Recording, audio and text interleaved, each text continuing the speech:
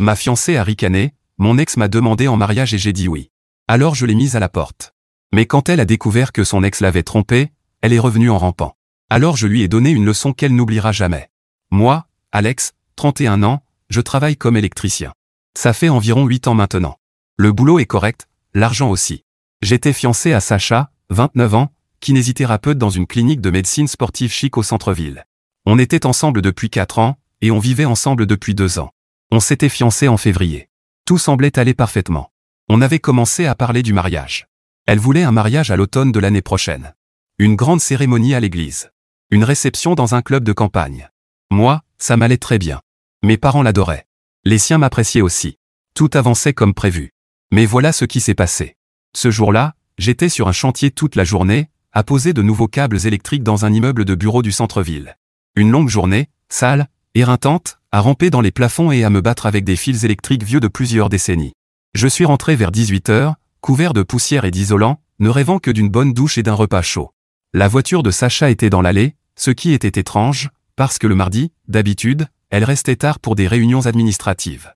Une réunion mensuelle avec les autres kinés ou la comptabilité, je ne sais plus trop. Je ne m'étais jamais vraiment intéressé aux détails. En entrant, je l'ai trouvée assise sur le canapé, encore en tenue de travail, mais elle avait l'air différente. Excitée? Nerveuse? Ce regard que les gens ont quand ils vont annoncer quelque chose d'important, sans savoir comment tu vas réagir. Comme quand quelqu'un t'annonce une grossesse, une promotion ou un gain au loto. J'ai posé ma sacoche d'outils près de la porte, et elle m'a aussitôt dit « Alex, il faut qu'on parle. J'ai quelque chose à te dire. » Ce ton-là. Le ton qu'ont les femmes quand elles s'apprêtent à te balancer une bombe. Ok, qu'est-ce qu'il y a? Elle a pris une grande inspiration et m'a sorti ça. D'un seul coup, Jonathan m'a demandé en mariage aujourd'hui. Comme ça. Sans introduction, sans explication. Juste la phrase, brute.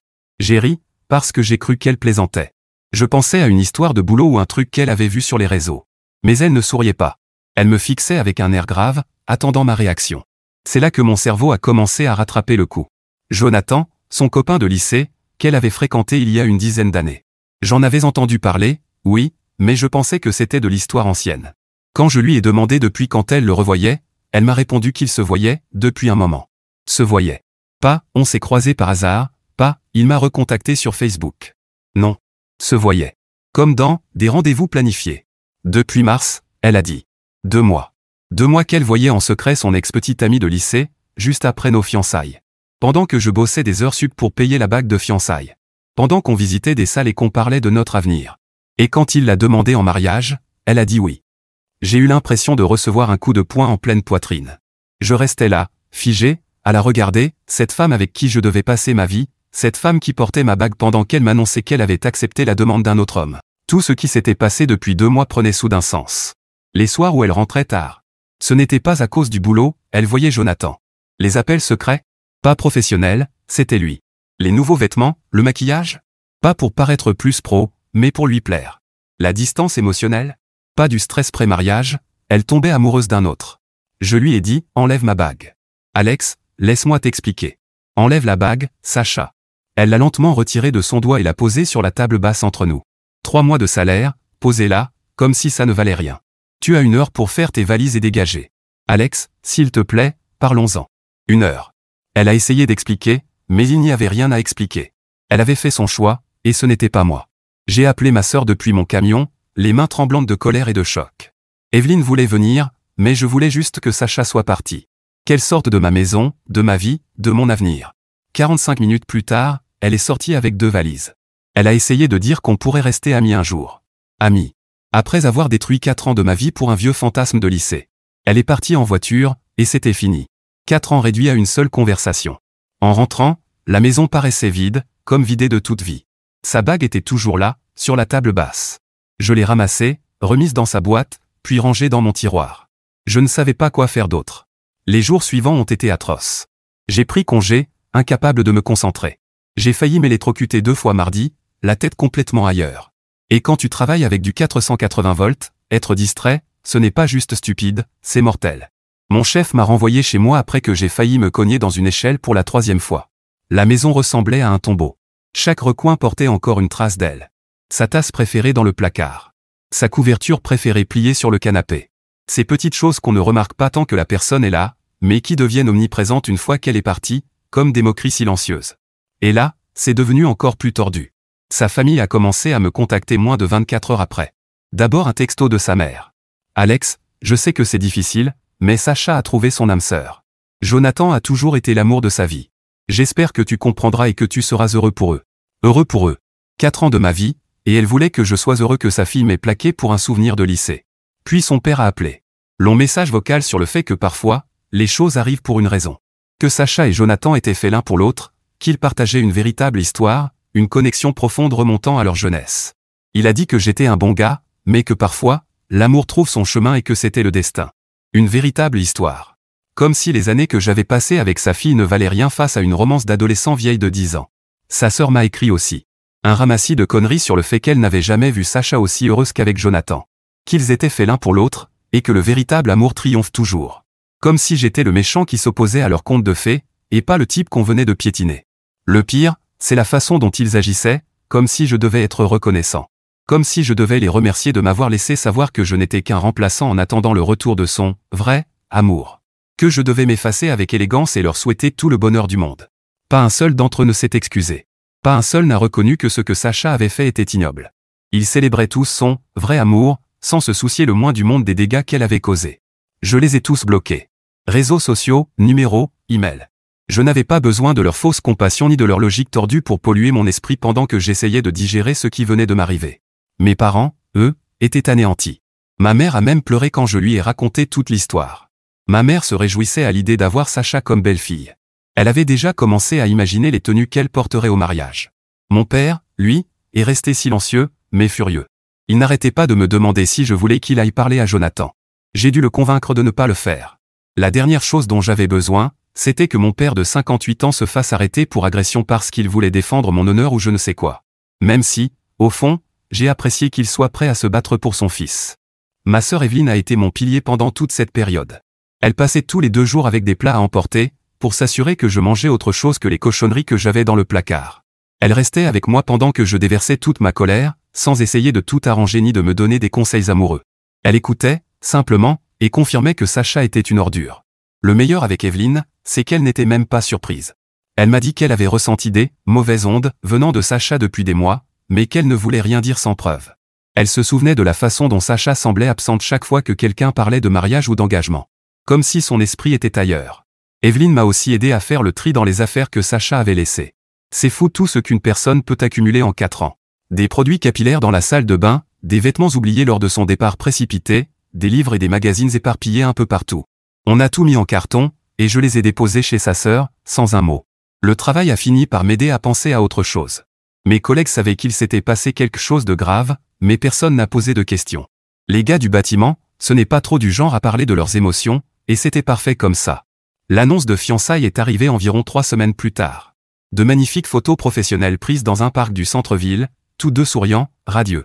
Sa bague était clairement plus grosse que la mienne, ça ne devrait pas m'avoir dérangé, mais si, ça m'a piqué. Typique.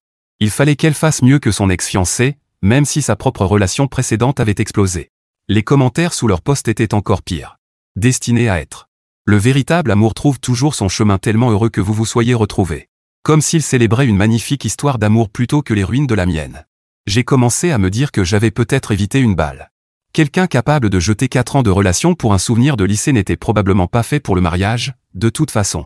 Ça faisait toujours mal, atrocement mal, mais au moins, j'avais découvert la vérité avant le mariage, pas 5 ans et 2 enfants plus tard. Evelyne ne cessait de me répéter que tout cela parlait davantage du caractère de Sacha que du mien. Que je méritais quelqu'un qui ne songerait même pas à partir, encore moins à le faire. Quelqu'un qui considérait l'engagement comme quelque chose de précieux, pas comme une option jetable dès qu'une meilleure opportunité se présentait. Elle avait raison. Mais la logique ne rend pas la douleur moins vive quand la personne que tu aimes décide que tu ne vaux pas la peine d'être gardé. J'ai arrêté de regarder les réseaux sociaux après l'annonce de leur fiançailles. Peu importe ce qui se passait ensuite dans leur conte de fées, ça ne me concernait plus. Je devais me concentrer sur ma propre reconstruction, au lieu de les regarder bâtir leur bonheur sur les ruines d'une autre. Ces derniers mois, ça allait plutôt bien. Le travail était stable, j'ai eu quelques contrats bien payés, et j'ai enfin retrouvé la tête sur les épaules après toute cette histoire. Jusqu'à hier. Hier, j'ai reçu un texto qui m'a fait me demander si je vivais dans une réalité parallèle où les gens ont complètement perdu la raison. Sacha, la femme qui avait détruit notre relation de 4 ans pour retourner avec son ex de lycée, a eu le culot absolu de me demander de l'argent, pour leur mariage. Je ne plaisante pas. Laisse-moi t'expliquer parce que le niveau d'audace est tellement hallucinant que j'ai encore du mal à y croire. C'était mardi après-midi, mon téléphone a vibré avec un message d'un numéro inconnu. J'ai mis un moment à réaliser que c'était Sacha, parce que je l'avais bloqué sur tout depuis des mois. Apparemment, elle avait un nouveau téléphone ou utilisait celui de quelqu'un d'autre pour me contacter. Le message semblait inoffensif au début. « Salut Alex. J'espère que tu vas bien. Je voulais te parler de quelque chose d'important. » Mon premier réflexe a été de supprimer le message et de bloquer le numéro. Rien de bon ne vient jamais d'un ex qui reprend contact, surtout un ex qui t'a quitté pour quelqu'un d'autre. Mais la curiosité a fini par l'emporter, et je me suis dit que, de toute façon, elle ne pouvait pas empirer ma vie plus qu'elle ne l'avait déjà fait. Alors j'ai répondu, lui demandant de quoi elle voulait parler. Et son message suivant m'a littéralement laissé la mâchoire pendante. Elle m'a dit qu'elle et Jonathan planifiaient leur mariage pour le mois prochain, mais qu'ils étaient à court d'argent. Et elle m'a demandé si je pouvais les aider financièrement. Pas pour un prêt. Non. Juste comme ça. De l'argent pour boucler le budget du mariage. Je l'ai relu 3 fois avant que ça ne fasse tilt. Cette femme avait rompu nos fiançailles, détruit 4 ans de ma vie, choisi un autre homme, et elle osait maintenant me demander de l'aider à payer le mariage avec ce même homme. Le mariage qui aurait dû être le nôtre, avant qu'elle ne décide que Jonathan comptait plus. Mais attends, c'est encore pire. Dans son message suivant, elle a précisé. Jonathan ne sait pas que je t'écris, alors ne t'inquiète pas pour ça. Comme si le fait qu'elle cache ça à son fiancé était censé me rassurer. Comme si je devais être soulagé qu'au moins il ne soit pas au courant de notre conversation. L'audace de cette fille était tout simplement stupéfiante. Elle me considérait tellement peu, elle avait si peu de respect pour tout ce qu'on avait vécu, qu'elle trouvait normal de me demander de financer sa nouvelle vie de couple. Dans sa tête, j'étais apparemment juste un distributeur automatique sur lequel elle pouvait compter quand les choses devenaient difficiles. J'ai dû rester 10 bonnes minutes à fixer mon téléphone, me demandant si c'était une blague. Peut-être que Jonathan me testait, ou que ses amis se moquaient de nous deux. Mais non. Le ton était parfaitement sérieux. Elle croyait vraiment que je pouvais dire oui. Une partie de moi avait envie de l'appeler pour lui hurler dessus, lui expliquer à quel point sa demande était insensée. À quel point il fallait être déconnecté de la réalité pour penser que je lui donnerais un centime, encore moins pour son mariage avec l'homme qu'elle avait préféré à moi. Mais ça, c'est la réaction qu'elle aurait attendue. Alors à la place, je lui ai simplement demandé pourquoi elle pensait que je voudrais aider à financer son mariage. Sa réponse était encore plus hallucinante que sa demande. Elle m'a dit qu'on avait été ensemble 4 ans, et qu'elle savait que j'étais quelqu'un de bien, quelqu'un qui voulait le bonheur des autres. Que même si ça n'avait pas marché entre nous, elle espérait que je voudrais qu'elle ait le mariage de ses rêves. Parce que, selon elle, c'est ce que font les bonnes personnes. Elles soutiennent le bonheur de leur ex, même si ça se fait à leurs dépens. La manipulation était tellement évidente que ça en devenait insultant. Elle essayait de me culpabiliser pour que je paie, en me faisant passer pour un mauvais gars si je refusais, alors qu'en réalité, c'était juste une question de respect de soi. Et puis, elle a mentionné combien j'avais gagné récemment grâce à mes contrats en parallèle. Ce qui m'a foutu la chair de poule. Comment savait-elle ça? Soit elle avait posé des questions à des connaissances communes, soit elle me surveillait sur les réseaux pour connaître ma situation financière. Les 2 options étaient flippantes. Elle a aussi parlé des difficultés que rencontrait l'entreprise de construction de Jonathan, et du fait qu'ils avaient déjà versé des acomptes à des prestataires qu'ils risquaient de perdre. Elle disait qu'il leur manquait juste quelques milliers de dollars pour que tout soit parfait, et qu'elle se souviendrait toujours de moi comme de celui qui avait rendu leur jour spécial possible. Quelques milliers de dollars. Pour financer leur mariage. Celui qui devait être le nôtre. Payé par le mec qu'elle avait largué pour épouser un autre. J'ai finalement répondu et je lui ai dit qu'elle devait être complètement folle si elle pensait que j'allais lui donner un seul foutu centime pour quoi que ce soit, surtout pas pour son mariage. Que demander à son ex-fiancé de financer sa nouvelle relation était probablement la chose la plus stupide et déplacée que j'ai jamais entendue. Sa réponse a été immédiate et prévisible. Elle s'est mise sur la défensive, disant qu'elle demandait seulement parce qu'elle savait que je tenais à son bonheur. Qu'elle pensait que j'étais assez mature pour passer à autre chose et l'aider en ami. Parce qu'apparemment, détruire la vie de quelqu'un te donne le droit à son soutien financier éternel. Je lui ai dit d'effacer mon numéro et de ne plus jamais me contacter. Que si elle manquait d'argent pour son mariage, elle n'avait qu'à demander à sa famille, si fière de sa décision de me quitter. Ou mieux encore, que Jonathan trouve comment financer son propre mariage, au lieu de laisser sa fiancée mendier auprès de son ex. Elle a essayé une dernière fois, disant que j'étais rancunier et mesquin, incapable de tourner la page comme un adulte. Que l'aider prouverait que j'étais vraiment passé à autre chose et que je leur souhaitais du bien. Encore une fois, de la manipulation déguisée en conseil de maturité émotionnelle. J'ai bloqué son numéro et repris le cours de ma journée, mais je n'arrêtais pas de penser au culot qu'il fallait pour oser faire une telle demande. Des mois après avoir détruit notre relation, elle pensait que j'allais financer la suivante, comme si j'étais une sorte d'organisme de charité dédié à son bonheur, peu importe comment elle m'avait traité. Le pire, c'était la désinvolture avec laquelle elle l'avait demandé. Aucune reconnaissance du caractère inapproprié de sa requête. Aucune excuse pour m'avoir mis dans cette situation. Aucune prise de conscience que demander de l'argent à son ex-fiancé pour son mariage n'était pas exactement un comportement normal. Juste cette attente arrogante que j'allais vouloir aider, parce qu'on avait un passé ensemble. Comme si notre histoire lui donnait un accès à vie à mon portefeuille chaque fois qu'elle aurait besoin d'un peu de liquidité. Ça me fait me demander quelles autres limites elle serait prête à franchir si elle se retrouvait de nouveau à court d'argent. Est-ce qu'elle oserait me demander de garder leurs enfants un jour? De l'aider à payer leur crédit immobilier? De co-signer un prêt quand l'entreprise de Jonathan finira par faire faillite? Ce niveau d'arrogance est hallucinant. 4 ans de relation, et elle n'a toujours rien compris à qui je suis si elle a cru que j'allais financer son mariage avec un autre homme. Au moins, maintenant, je sais avec certitude que la quitter a été la meilleure décision que j'ai jamais prise. Je n'imagine même pas être marié à quelqu'un ayant une notion aussi tordue de ce qui est acceptable. Eh bien, les contes de fées ne finissent pas toujours bien. J'ai appris toute l'histoire grâce à ma sœur Evelyne la semaine dernière. Elle avait entendu des rumeurs par des amis communs, mais a attendu d'avoir tous les détails avant de m'en parler. Et elle a bien fait, parce que ce qui suit, c'est un vrai feuilleton, que je suis franchement heureux de regarder depuis les gradins. Le parfait petit couple Sacha et Jonathan n'a duré que 6 mois avant que tout parte en vrille. Apparemment, Jonathan la trompait depuis pratiquement le début. Pas juste des aventures sans lendemain, non, de véritables relations parallèles avec plusieurs femmes à la fois. Le type menait 3 vies sentimentales distinctes, et chacune de ses petites amies pensait être la seule. Un vrai bijou, ce Jonathan. L'une d'elles a découvert la vérité et a décidé de tout faire exploser. Elle a contacté Sacha directement, lui envoyant des captures d'écran de conversation, des photos de rendez-vous, même des vidéos. Le genre de preuves irréfutables qui ne laissent aucune place aux mensonges ni aux excuses. Quand Sacha l'a confronté, il n'a même pas cherché à nier.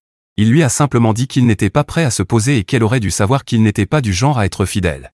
Comme si tromper faisait partie de sa personnalité et qu'elle aurait dû l'accepter dès le départ. Mais le pire, ce n'était même pas la tromperie. Ils se sont violemment disputés chez lui quand elle a dit qu'elle partait. Ça a commencé par des cris, des accusations, la routine des couples quand quelqu'un se fait prendre la main dans le sac. Puis Jonathan a complètement pété les plombs. Il l'a attrapé si fort qu'il lui a laissé des marques sur les bras. Quand elle a voulu partir, il l'a poussée contre le mur avec une telle violence qu'elle s'est cognée la tête et s'est retrouvée avec un œil au beurre noir. Les voisins ont entendu la scène et ont appelé la police. D'après Evelyne, ce n'était pas la première fois qu'il levait la main sur elle. Sacha cachait des bleus depuis des semaines, prétextant qu'elle s'était cognée ou blessée au travail. Un comportement typique de victime d'abus, que personne ne remarque vraiment jusqu'à ce que ce soit trop flagrant pour être ignoré. Et quand on pense à la chronologie, c'est incroyable, il y a 6 mois, elle quittait une relation stable de 4 ans parce qu'elle ne pouvait pas dire non à son premier amour. Elle a tout jeté par la fenêtre pour une illusion de lycée qu'elle idéalisait dans sa tête. Et tout ce qu'elle a récolté, ce sont 6 mois de mensonges, de tromperies et de violence, de la part d'un type qui n'a jamais tenu à elle. Jonathan a simplement vu une occasion de s'amuser avec une vieille conquête, sans se soucier des conséquences. Et dès que la nouveauté s'est dissipée, il a montré son vrai visage. Une partie de moi a de la peine pour elle, parce que personne ne mérite d'être frappé, peu importe ses erreurs. Mais surtout, je me sens furieusement vindiqué. Elle a choisi l'excitation plutôt que la stabilité, la passion plutôt que la confiance, son premier amour plutôt que celui qu'il aimait vraiment. Eh bien, elle a obtenu exactement ce qu'elle avait choisi. J'espère que ces 6 mois de vrai amour valaient la peine de détruire nos 4 années ensemble. Le plus dingue, c'est la manière dont Jonathan gère tout ça. Au lieu d'essayer de réparer les choses ou de chercher de l'aide pour sa colère, il redouble de lâcheté. Il dit à leurs amis communs que Sacha était trop collante et dramatique, que leur relation ne fonctionnait tout simplement pas. Aucune mention de ses infidélités ou de sa violence, il se fait passer pour la victime d'une ex, folle, incapable d'accepter son indépendance. Classique. L'abuseur qui se peint en victime pendant que sa proie affronte les dégâts de ses conneries. Sacha vit maintenant chez ses parents et fait face à la réalité, son âme sœur parfaite n'était qu'un sale type. Les mêmes parents qui avaient tant applaudi sa décision de me quitter voient aujourd'hui leur fille ramasser les morceaux. Soudainement, Jonathan ne leur paraît plus si merveilleux. C'est faux comme être trompé et frappé peut changer l'opinion qu'on a de quelqu'un. Où sont donc passés tous ces discours sur « le véritable amour triomphe toujours ?» La même famille qui célébrait son choix de me quitter pour son ex de lycée doit maintenant vivre avec les conséquences de cette décision. Tout à coup, Jonathan n'est plus le prince charmant qu'ils admiraient tant quand il volait la fiancée d'un autre. Evelyne m'a aussi dit que pas mal de gens se renseignaient sur moi. Des amis communs qui se souvenaient de la façon dont Sacha m'avait quitté et qui se demandaient comment je vivais toute cette histoire. Apparemment, la plupart ont compris que j'étais le choix stable qu'elle avait bêtement jeté. J'ai dit à Evelyne de leur dire que j'allais très bien, et que j'avais complètement tourné la page, ce qui est vrai. J'ai rencontré quelqu'un il y a quelques mois, et tout se passe vraiment bien. Elle s'appelle Jade, et elle n'a rien à voir avec Sacha, exactement ce dont j'avais besoin. Jade connaît mon passé avec Sacha, mais ne le rend ni gênant ni compétitif, elle admet simplement que ce que j'ai vécu était douloureux, puis se concentre sur notre présent. Elle veut construire quelque chose de sain au lieu de ressasser de vieux drames. L'exact opposé des jeux psychologiques et de la manipulation émotionnelle que j'ai connus auparavant. On prend notre temps, on avance doucement, et on s'assure d'être prêt avant de prendre des décisions importantes. Concept de roman, après avoir vu Sacha détruire sa vie pour une illusion de retrouvailles romantiques. Le contraste entre ma situation actuelle et le chaos dans lequel Sacha se trouve est saisissant. Je construis quelque chose de stable avec une personne qui veut réellement être avec moi, tandis qu'elle apprend à la dure que l'excitation ne dure pas longtemps quand elle repose sur du mensonge. Parfois, la meilleure vengeance, c'est simplement de bien vivre pendant que la vie de ton ex s'effondre à cause de ses propres choix. Sacha voulait de la passion et de l'aventure plutôt que la bonne vieille stabilité ennuyeuse. Eh bien, elle en a eu, de l'excitation, juste pas celle qu'elle espérait. Devine qui essaie maintenant de ramper pour revenir dans ma vie. Ça a commencé environ 2 semaines après qu'Evelyne m'a raconté ce qui s'était passé. Mon téléphone s'est mis à sonner avec des numéros inconnus. Au début, je pensais que c'était des appels professionnels ou du démarchage, alors je laissais aller sur la messagerie. Grosse erreur. Le premier message vocal, c'était la voix de Sacha. Elle avait l'air au bout du rouleau, elle pleurait, sa voix tremblait, elle n'arrivait presque pas à parler entre 2 sanglots. Elle disait qu'elle avait besoin de me parler, qu'elle avait fait une énorme erreur et qu'elle avait besoin de mon aide. J'ai supprimé le message sans même l'écouter jusqu'au bout. Peu importe la crise qu'elle traversait, ce n'était plus mon problème. Elle avait fait son choix 8 mois plus tôt quand elle avait préféré Jonathan à moi. Vivre avec les conséquences de cette décision, c'était à elle de le faire, pas à moi. Mais les appels ont continué. Des numéros différents à chaque fois, comme si elle empruntait les téléphones de ses amis ou utilisait des applis à numéros temporaires. Parfois plusieurs appels dans la même journée, toujours directement sur la messagerie, puisque je ne répondais plus aux numéros inconnus. Et les messages vocaux devenaient de plus en plus désespérés. Au début, elle s'excusait pour tout ce qui s'était passé entre nous. Elle disait qu'elle réalisait maintenant que ce qu'on avait été vrai, spécial, et qu'elle l'avait jeté pour quelque chose de totalement faux. Puis elle a commencé à parler de Jonathan et de ce qu'il lui avait fait. Comment il lui avait menti dès le premier jour, trompé avec plusieurs femmes, comment il l'avait fait se sentir idiote et sans valeur pour avoir cru à leur relation. Comment il était devenu violent quand elle avait essayé de le quitter, et qu'elle avait peur de ce qu'il pourrait faire ensuite. Les messages devenaient de plus en plus longs et intenses. Elle disait qu'elle comprenait maintenant que j'avais toujours été le gentil, que Jonathan lui avait montré ce qu'était le contraire de l'amour, et que ça lui avait fait réaliser ce qu'elle avait perdu en me quittant. Qu'elle avait été stupide de croire que des émotions adolescentes valaient plus qu'un amour adulte et sincère. Classique stratégie de manipulation, se poser en victime qui a appris sa leçon, me faire passer pour le héros qu'elle n'avait pas su apprécier, et essayer de me faire culpabiliser pour que je la sauve du désastre qu'elle avait elle-même provoqué. Puis vinrent les messages où elle parlait de vouloir recommencer à zéro. Qu'elle savait m'avoir blessé, mais que tout le monde fait des erreurs. Et qu'on pouvait peut-être surmonter ça ensemble. Qu'elle était une autre femme maintenant.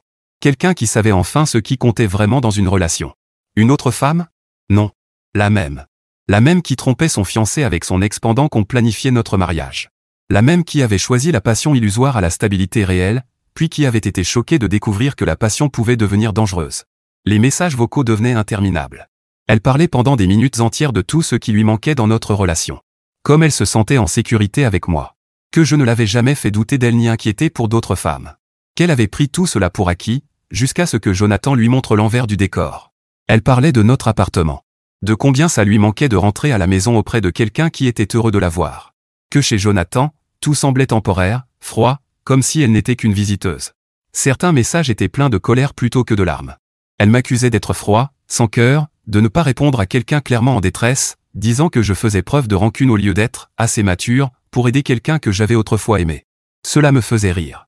La même femme qui avait détruit notre relation osait me reprocher de ne pas tout abandonner pour venir la sauver du chaos qu'elle avait choisi, comme si je lui devais encore un soutien émotionnel après qu'elle m'avait remplacé.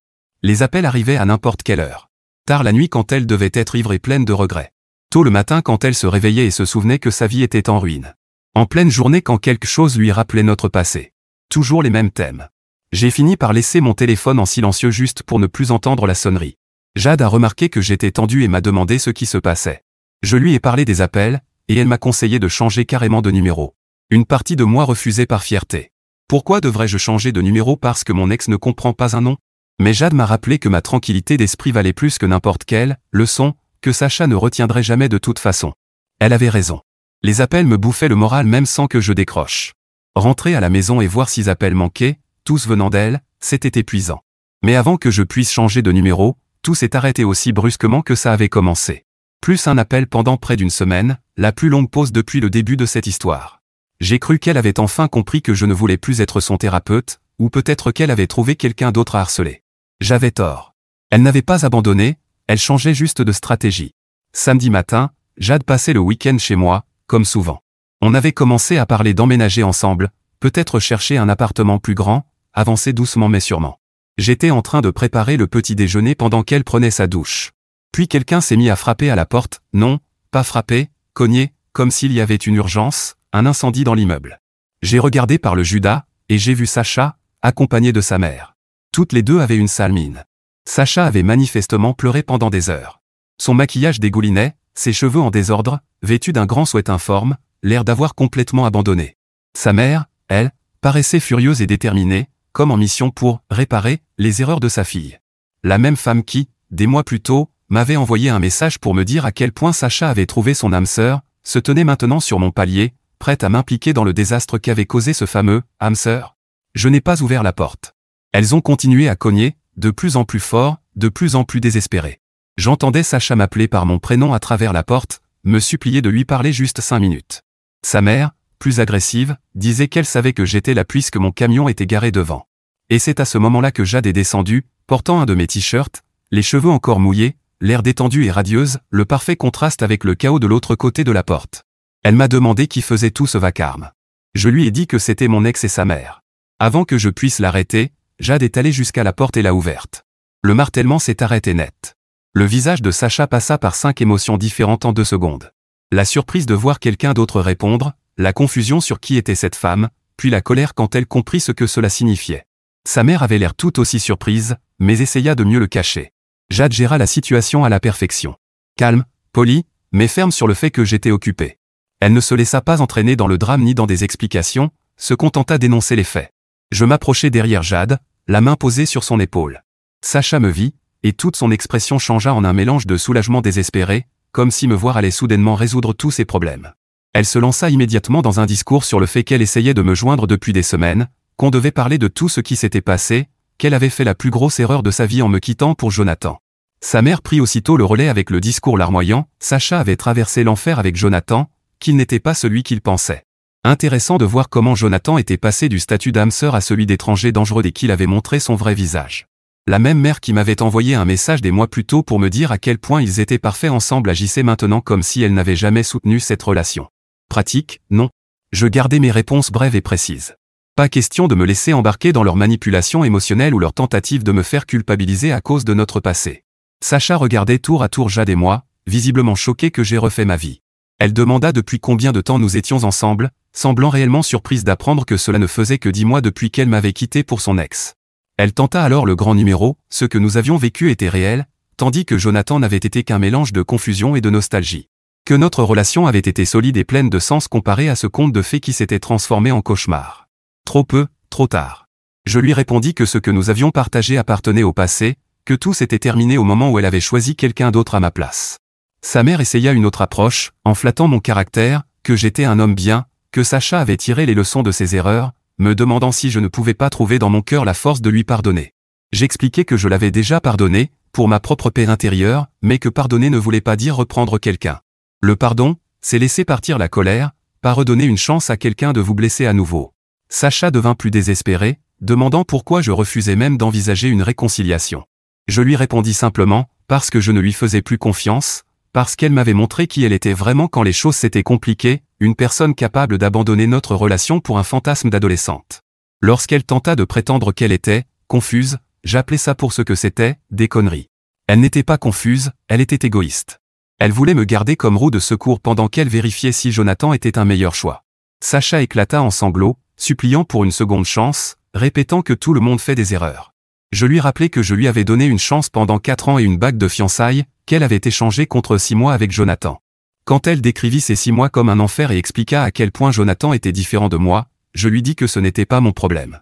Les conséquences de ses choix n'étaient pas à moi de réparer. Sa mère tenta une dernière fois, me demandant si je ne pouvais vraiment pas envisager de reprendre quelqu'un qui avait compris ce qu'elle avait perdu. Je lui répondis que Sacha n'avait pas compris ce qu'elle avait perdu. Elle avait juste compris que son plan de secours valait mieux que son premier choix. Ce n'était pas du tout la même chose. Pendant toute la conversation, Jade resta à mes côtés. Je sentais son soutien sans qu'elle ait besoin de dire un mot. Elle répondit honnêtement à leurs questions sur notre relation, sans se montrer défensive ni jalouse. La colère de Sacha commença à percer à travers son désespoir lorsqu'elle réalisa que j'avais tourné la page si vite. Je lui fis remarquer que je m'étais reconstruit après qu'elle m'ait quitté, ce que toute personne normale fait quand quelqu'un l'a choisi en dernier. Quand elle tenta de me culpabiliser en disant que nos 4 années ensemble ne signifiaient donc rien, je répondis que ces 4 années avaient compté, jusqu'au moment où elle avait décidé que Jonathan comptait davantage. Je regardais ces 2 femmes sur mon pas de porte, l'une qui avait détruit notre relation pour un fantasme, et l'autre qui avait soutenu ce choix jusqu'à ce qu'il lui explose au visage. Il y a 10 mois, j'aurais tout fait pour Sacha. Je l'aurais épousée, j'aurais construit une vie avec elle, je lui aurais fait confiance les yeux fermés. Aujourd'hui, ce n'était plus qu'une personne de mon passé, qui avait pris de mauvaises décisions et voulait que je l'aide à en réparer les dégâts. Je leur dis non. Aussi simple que ça. Ce mot les frappa toutes les 2 de plein fouet. Le visage de Sacha s'effondra, et sa mère eut l'air d'avoir reçu une gifle. Elles restèrent là 1 minute encore, espérant sans doute que je changerais d'avis ou que je les inviterais à entrer pour continuer la conversation. Mais il n'y avait plus rien à dire. Sacha avait fait son choix, elle en vivait les conséquences, et maintenant, elle voulait les effacer. La vie ne fonctionne pas comme ça. Elles retournèrent à leur voiture sans un mot. Jade ferma la porte, la verrouilla, et me demanda si j'allais bien. Je l'étais. En réalité, j'étais mieux que bien. Debout là, avec Jade, à regarder mon ex et sa mère s'éloigner après avoir supplié pour une seconde chance, je n'ai ressenti qu'un immense soulagement.